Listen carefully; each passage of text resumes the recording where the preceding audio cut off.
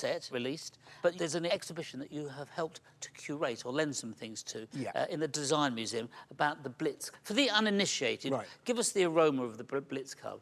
Well, the Blitz Club was 1978 to the beginning of 1980, and it was just off of Soho, Covent Garden, and it was only a Tuesday night. Basically, two guys, Steve Strange and Rusty Egan, who was playing drums in the Rich Kids before then. Rusty was the DJ. Did what was called Bowie Night. And all of us freaks who were into Bowie in those days went along.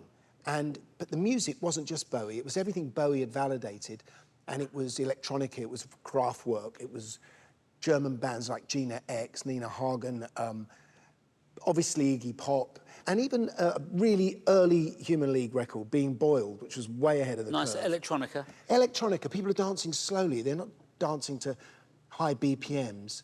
But a lot of people who came out of that went into the 80s and were successful in the arts in some way. So it was like a sort of a little catalyst for lots of things that were going in. But it was quite hard to get in, but it wasn't about like paying a lot to get in. Isn't that right? You had to be wearing the right thing to be allowed in? Well, Steve Strange, who stood on the door, kind of curated it, really. It was his curation inside. And it was a lot of art school students, fashion students from St Martin's, a lot of ex-Soul Boys, Bowie fans like myself, people who'd been through punk but were a bit too young for it. People like Boy George, you know, young Midge before Ultravox. And so, yeah, you had to dress up. People were kind of... But it was a dressing up box. It wasn't buying any expensive clothes. It was kids would make their own clothes. I got my mum to make me a pair of trousers that I thought were suitable. Thank goodness for mums. And didn't Bowie turn up one evening? He did turn up one evening. And, of course, it was a Bowie night. But by then, it was something more than that. The word had gone on the street about the Blitz being a very exciting place to go on a Tuesday, and there were cameras around. And he arrived. And a lot of people just all went with him upstairs, very excited. And I remember being downstairs with some of my band, and Boy George, in fact, saying, "We're not going up there, are we? He's yesterday's man."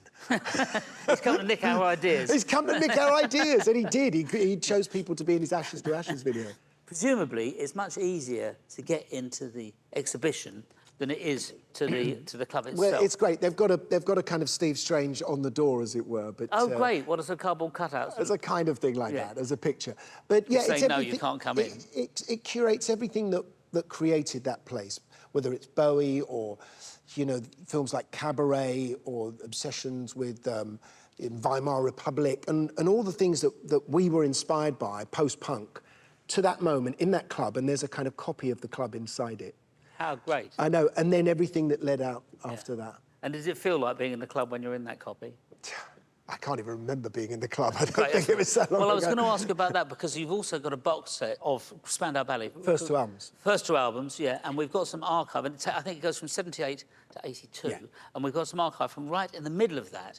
I mean, can you remember anything from 1980? Do you know, this was the thing I'm the most proud of, I think, being part of that wave of a new youth movement that was happening and being coming out of Soho, being the house band of the Blitz, which we became. And the 80s were about to start and everything was going to be colour and magazines like The Face were going to be colour. And I think that moment in time for me, and the kind of gigs we played as well, we never played regular venues, we'd create events on battleships or, you know, in cinemas. And that to me is a much more, is a greater thing to be proud of than the big hits we had later on. Well, we've got a little clip here. Let's have a little look at Cut a Long Story Short from 1980 on top